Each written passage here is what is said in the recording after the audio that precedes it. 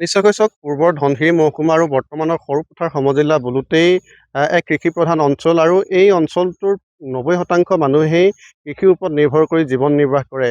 কিন্তু জেঠ গৈ আচলতে আহাৰ সোমালে কিন্তু এই পৰ্যন্ত সৰুপথাৰ যিসকল খেতিয়কৰ বৰ্তমান আচলতে পানীত সাঁ নচৰা অৱস্থাৰ সৃষ্টি হৈছে। মই সতীৰ্থক দেখুৱাবৰ কাৰণে অনুৰোধ জনাইছোঁ। জেঠ গৈ আহাৰ সোমালে কিন্তু আহাৰতো এনেধৰণেই পথালসমূহ চিৰালফাট মেলা দেখা পোৱা গৈছে আৰু এনেধৰণে তেওঁলোকে শুকানকৈ আচলতে হাল বাই কঠীয়া সিঁচা পৰিলক্ষিত হৈছে। মই ইয়াৰ কৃষকসকলক আচলতে দেখুৱাবৰ কাৰণে মই সতীৰ্থক অনুৰোধ জনাইছোঁ। তেওঁলোকে এনেধৰণে মূৰে কপালে হাত দি পথাৰত আচলতে বহি পৰা দেখা গৈছে, কিয়নো যিহেতু সৰুপথাৰ সমজিল্লা ইতিমধ্যে জনাইছোঁ যে ৯০% লোকে কৃষিৰ ওপৰত নিৰ্ভৰ কৰি চলে। কিন্তু এই কৃষকসকলৰ আচলতে বৰষুণৰ অভাৱত আৰু সমান্তৰালভাৱে কৃষকসকলৰ বাবে উপযুক্ত জলসিঞ্চনৰ ব্যৱস্থা নথকাত এনেধৰণে আচলতে কৃষকসকলৰ এক দুৰ্দশাগ্ৰস্ত ছবি এই মুহূৰ্তত আমি ND24 দৰ্শকসকলৰ আগত আমি দাঙি ধৰিছোঁ। আমি ইয়াৰ খেতিয়কসকল আছে, আমি তেওঁলোকৰ পৰাই পোনে পোনে জানিবৰ কাৰণে চেষ্টা কৰিম। দাদা, দেখিছোঁ যে আপুনি অলপ আগত কঠীয়া পাৰি আছিলে, এনেধৰণে কঠীয়া পাৰিব লগা হৈছে, কি সমস্যাৰ সৃষ্টি হৈছে? আগতে এবাৰ কঠীয়া পাৰিলোঁ, সেই কঠীয়া শুকাই জ্বলি যোৱা নিচিনা হ'ল, মাটি ফাটি গ'ল।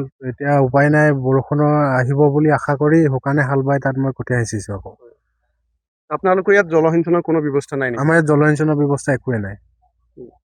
জলসিঞ্চনৰ ব্যৱস্থা থকা হ'লে আমি আগতীয়াকৈ খেতি কৰিব পাৰিলোঁ হয়। আগতীয়াকৈ খেতি হ'লে ধান দুমুঠি বেছি পাওঁ।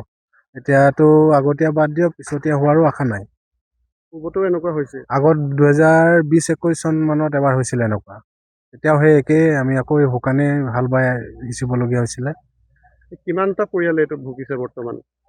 প্ৰায় আপোনালোকৰ আমাৰ ইয়াত ধৰি লওক 100 ভিতৰত 100% খেতিয়ক আমাৰ ইয়াত।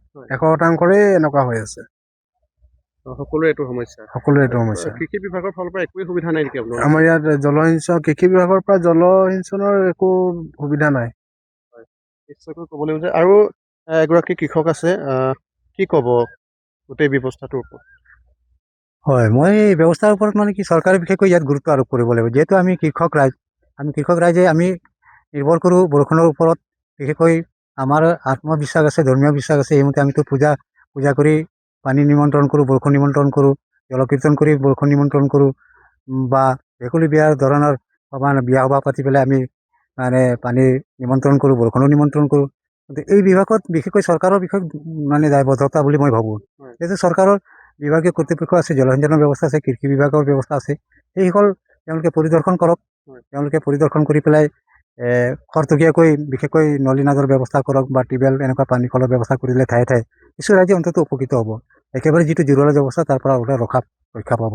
আৰু মই ভাবোঁ কি চৰকাৰৰ এই সমস্যাটো কেৱল আমাৰ এই সমজিল্লা সৰুপথাৰতে নহয়, প্ৰেমৰা গাঁৱতে নহয়, গোটেই অসমৰে এটা চুকে কোণে বানপানী হৈছে, আমি গম পাইছোঁ। তথাপিও ই এটা আগৰ পৰা হোৱা এটা মুখ্য সমস্যা, খৰাং সমস্যা, এটা প্ৰাকৃতিক সৰুপথাৰ এটা বিশেষকৈ এইটো আছে। গতিকে তেনেকুৱা জানি বুজি কিছু কাম আগতীয়াকৈ মানে তেওঁলোকে প্ৰিপাৰেশ্যন বা আঁচনি লোৱাটো প্ৰয়োজন বুলি মই ভাবোঁ। আৰু চৰকাৰে এই ওপৰত বিশেষ গুৰুত্ব দিব লাগিব বুলি মোৰ ফালৰ পৰা অনুৰোধ জনাইছোঁ।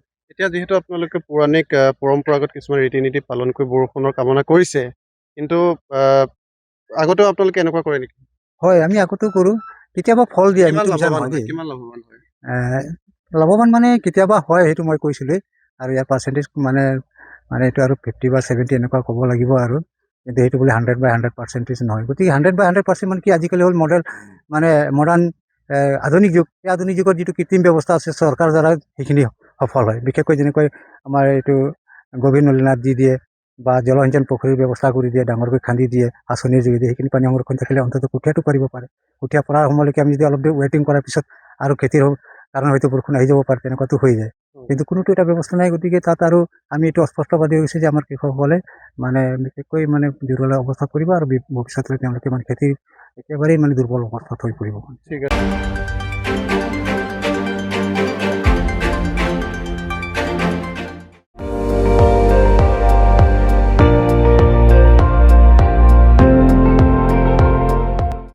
আপুনি চাই আছে ND24, সৰ্বশ্ৰেষ্ঠ নহয়, সৰ্বোত্তমৰ দৌৰত।